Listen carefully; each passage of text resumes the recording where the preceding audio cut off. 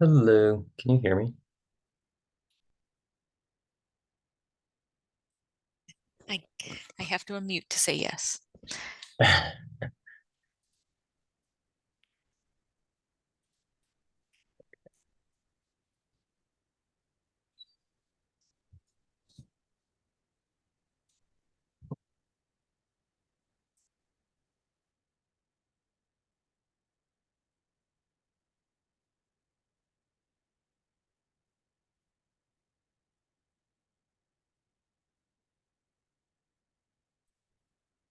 Yeah, I'm gonna go ahead and put you as the host, so you'll be able to Okay. give people permissions.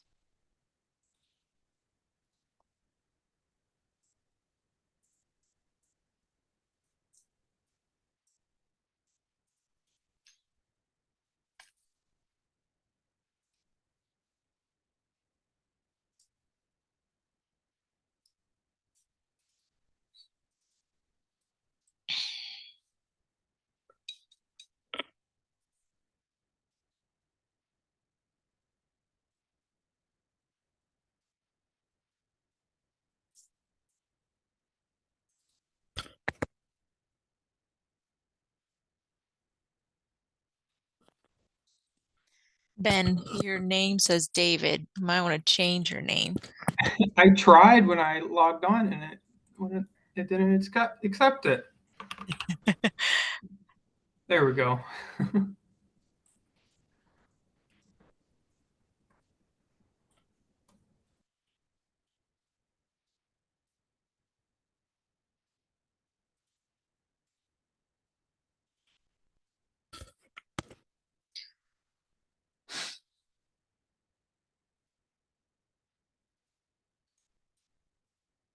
So your applicant is Greg, right? Ben.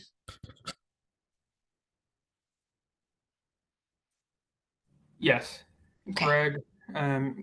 He said he or a representative from the. Could it be Brian? We have an attendee. I thought I'll just ask him. Okay. Brian, you can. Yep, there you go. Are you Hi. representing the mosquito abatement? No. Okay. Are you here to speak on the item? Well, I'm here to learn about it and probably speak on it.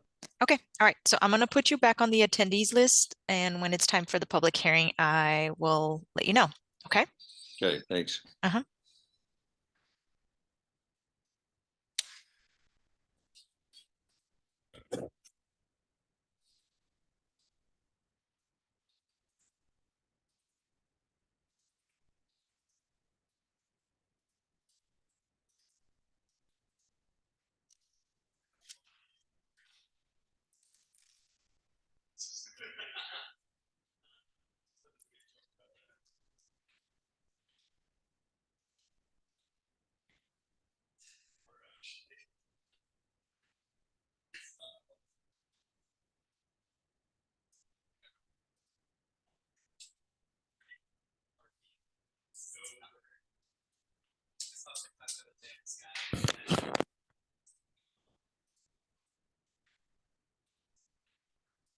Okay, we have lots of people showing up as David. If you can just try to change your name on, so there's three dots next to your square, and there's an option to rename.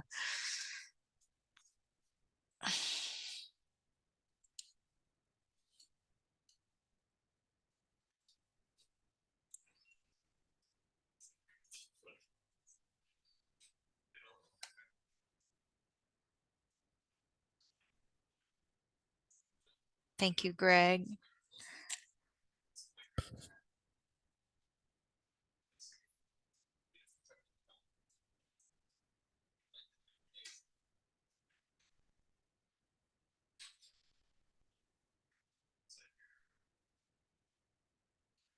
All right, so it's 5 o'clock. Are we good to start? Okay. So accessible from the corridor and having. Okay. Greg, there's a little bit of feedback. Yeah, thank you. I'll let you know when it's your time to speak, but I'll just give a short presentation here. My name is Maya Lima. I am serving as the administrative hearing officer today. So this is a meeting administrative hearing for Salt Lake City Planning Division. Today is March 28th, 2024. The administrative hearing is authorized by the Salt Lake City Code to hear land use applications that are eligible for administrative approval and require public hearing. There is one item on today's meeting agenda. It is one conditional use for heliport. The item will start with a presentation by planning staff, Ben Buckley. It will then be followed by the applicant if they choose to provide any additional information. And then I will open the public hearing for anyone wishing to provide any input on the proposal. And then after the public hearing, I, as the hearing officer, will make a decision. So on conditional uses, my scope is limited, and it's limited to whether the proposal complies with the standards of approval and if there are detrimental impacts. If those detrimental impacts can be reduced by conditions, I am obligated by the state of Utah and the city ordinance to approve the petition. So I will open the floor to Ben. And just for the record, petition PLN PCM 2023-00978 for the Salt Lake City Mosquito Abatement District heliport. Awesome, thank you. Let me share my screen. All right, are you able to see that? Yes. Perfect. All right, so let's dive in. Again, this is the Salt Lake City Mosquito Abatement District heliport and their conditional use request. Project details, Greg Beecher, who is in attendance tonight on behalf of the local building authority of the Salt Lake Mosquito Abatement, is requesting conditional use approval for a heliport at 2215 North 2200 West. This is the existing facility of the Mosquito Abatement District. The proposed heliport would help to centralize the mosquito abatement operations and further the impact of their work. The property is located in the Business Park Zoning District, which requires conditional use approval for heliports. Staff is recommending approval of the proposal as is. On the left here is the zoning map. As you can see, the majority of these properties are located within the Airport Flight Path Protection Overlay Districts. These districts range from the overlay A, B, and C. Those all have different intensity of noise expectations. There are no real residential properties nearby, residentially zoned properties nearby. On the right is a map that is zoomed out a little bit further, so you can kind of orient yourself to how close this property actually is to the airport. Here's the airport in the bottom left quadrant. The subject properties are here in yellow, so it is very close to the airport. This is the proposed flight path that I was presented with by the Mosquito Abatement District of the helicopter should it get approved. This is the site plan. On the right is the existing site plan. On the left is the proposed site plan in color. This will be on the back half of the property. They are proposing a new hangar/warehouse in addition to a new lab building. Those are not subject to conditional use approval. Only the helicopter and heliport are. Additionally, the applicant has proposed to heavily landscape the site, the addition to the site with native vegetation. This is an aerial photo or schematic drawing that shows what the site would look like should it be built out as it is proposed. You can see the heliport in the back of the property along with the hangar and warehouse. This portion in the front is the existing existing facility that fronts along 2200 West. This is a photo, an aerial photo, kind of at the same scale. Allows you to kind of see the difference between the two. I'll flip back and forth just real quick so you can kind of get a sense of the changes that are proposed.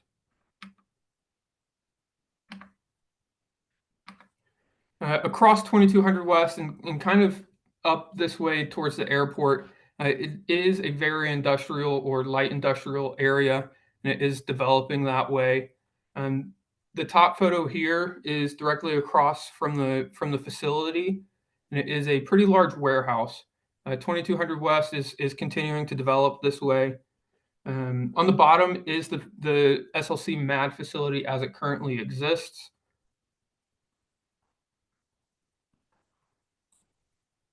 And when considering this conditional use request, there were 4 considerations that we honed in on.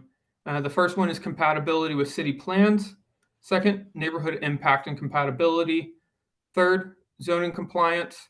And fourth, the conditional use standards and their compliance with those. With city plan compatibility, this project site is located in the North Point small area plan. The future land use map here calls for light industrial. It's very limited in terms of residential in this area, and it is expected that it is going to continue to develop with light industrial. Additionally, it is compatible with Design Standard 2.1. Design Standard 2.1 of the North Point Small Area Plan suggests that landscaping should be native and drought tolerant, with 70% of the expansion site to be landscaped in native vegetation. It does comply and is compatible with that design standard as well. In terms of Plan Salt Lake, Guiding Principle 13, Initiative 10 is about maintaining a safe and healthy natural and human environment. By allowing Salt Lake City Mosquito Abatement District to expand and centralize their operations, they do believe that they are furthering that goal of being able to provide a safe and healthy natural and human environment. Next, neighborhood compatibility and impact. The surrounding area, if we go back to that zoning map, it is made up of BP, which is Business Park, which this subject property is zoned, M1, which is light manufacturing, and airport zoning. All 3 of these districts kind of have similar permitted and conditional uses with varying degrees of regulations and standards. Additionally, as we know, it is close to the airport, and nearly every single property up here is zoned or is located in the overlay district, the airport flight path overlay district. Specifically A, B, and C. C should expect moderate levels of aircraft noise. B should expect high levels, and A should expect very high levels of aircraft noise. The heliport, they don't expect more than 2 to 3 takeoffs or landings during peak season a day. So 2 to 3 additional landings from what they already experience in that area should not be a noticeable impact. Finally, zoning and conditional use standards compliance. This proposal does meet all applicable zoning regulations. Additionally, it complies with the conditional use standards of approval, and there was no detrimental impact found during our analysis. Again, our recommendation, based on the information and findings in the staff report, planning staff recommends that the administrative hearing officer approve the proposal subject to complying with all applicable regulations. No conditions are recommended. Okay, Thank you, you. Ben. Greg, if you'd like to speak or present something, this is the time, and the people with you can also unmute themselves if you want to speak as representative of the abatement district. Yeah, I think the only thing that we would have to add to that is we have worked with the FAA and received approval to move ahead with construction. And mosquito abatement has also received approval for the use of a helicopter on that site for landing and takeoff. So I think we're in good shape as far as what's proposed and what should be accepted, and hope you will accept it. Okay. Thank you. Anyone else on the team would like to speak? Okay, well, then I will go ahead and open the public hearing. I will give each an opportunity to speak. We have 2 attendees. I will unmute each and then ask if they would like to provide a comment.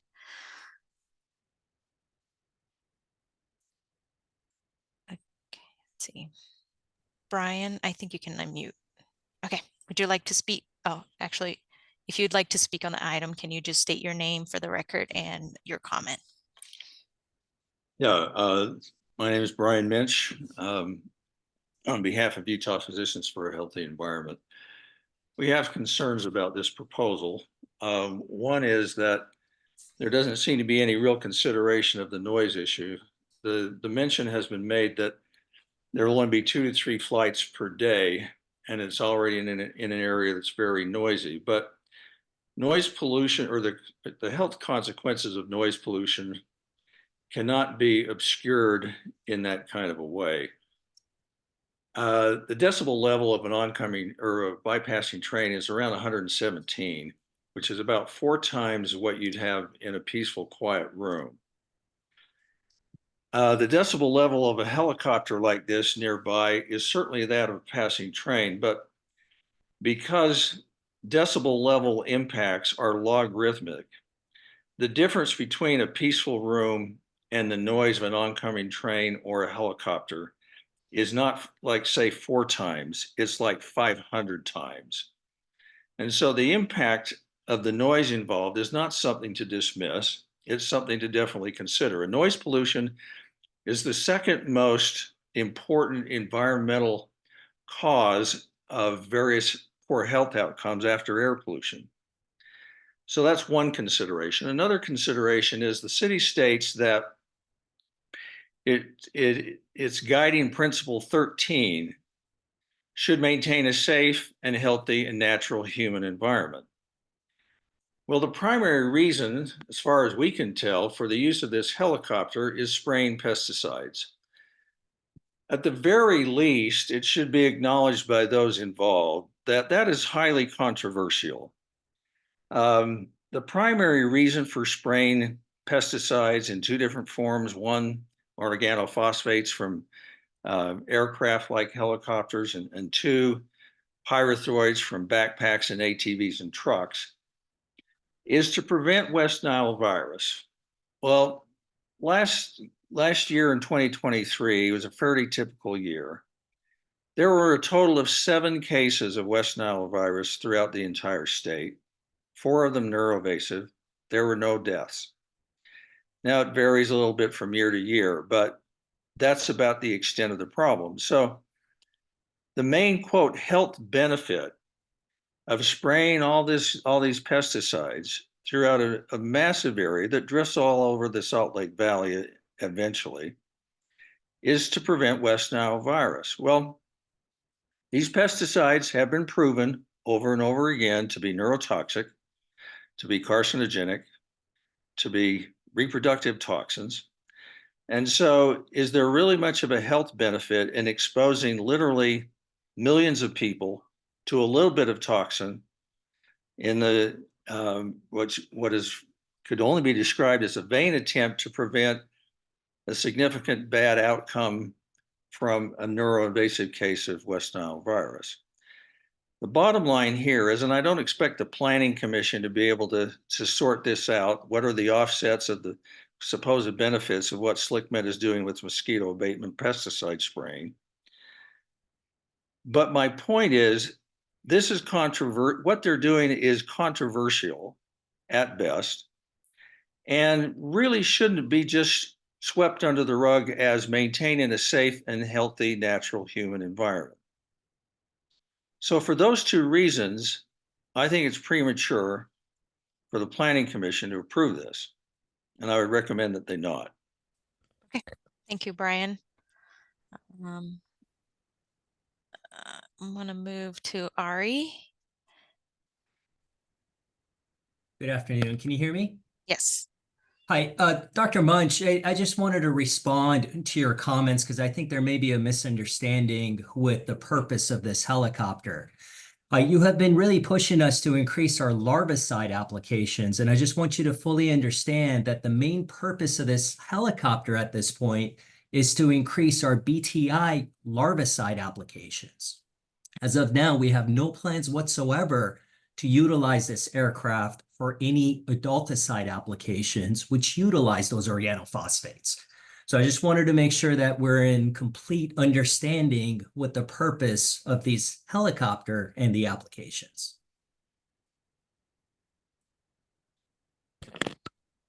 Okay, so Ari, I just need you to state your name for the record. And are you representing the mosquito abatement as well?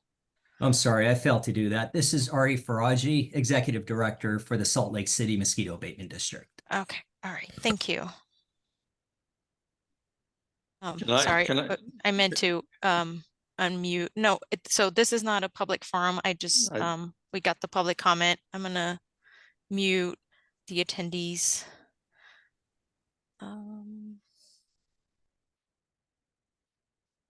Okay, and then Greg, I think Ari already spoke, but do you want to add anything in response to public comment? I don't think I really have anything to add. As far as the noise, they're not really proposing to do anything more than what is already happening at the airport. You know, because takeoff and landing would mostly happen over the airport property anyway.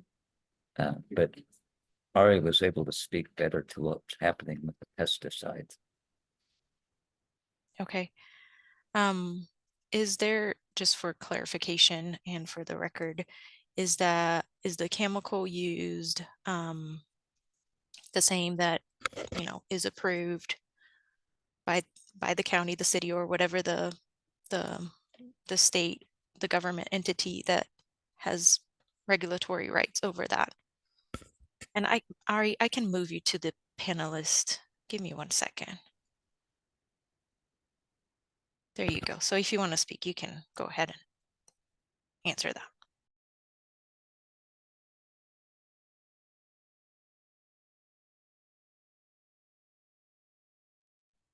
Can you guys hear me okay? Yes, we can hear you. Excellent. I apologize. I'm actually traveling and I'm out of state right now, but I am able to log on. So yes, to answer your question, every single one of the insecticides that we utilize for our operation are labeled for mosquito control through the Environmental Protection Agency. And we specifically adhere to the pesticide label, which is considered as federal law. In addition to that, at the local level, we also have our permitting that is actually provided to us through the Department of Environmental Quality. Thank you. I don't see anyone else wishing to speak, so I'm going to close the public hearing at this point. And sorry, I should have done that before I asked for clarification. I want to point out that I also received an email that Ben forwarded to us, which had similar concerns with the spreading of the chemical.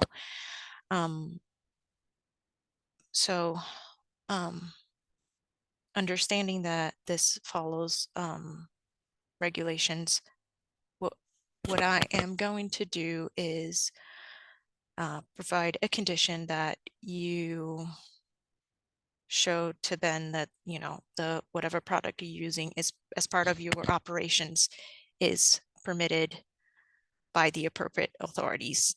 Are you okay with that? Absolutely. Okay. All right. So I am going to make a motion based on the information in the staff report, the information presented, and the input received during the public hearing. I approve the petition and grant a conditional use for a heliport at approximately 2022-15 North, 2200 West, with the condition that the applicant will provide sorry, now I can't remember, provide the certification that the product that they're using is authorized by higher authorities. Okay, and I think we are done. Thank you everyone for coming. And thank you. Ben will communicate with you and provide you with a record of decision. Thank Right. you. Mhm. Thank you. Good night. Have a good night.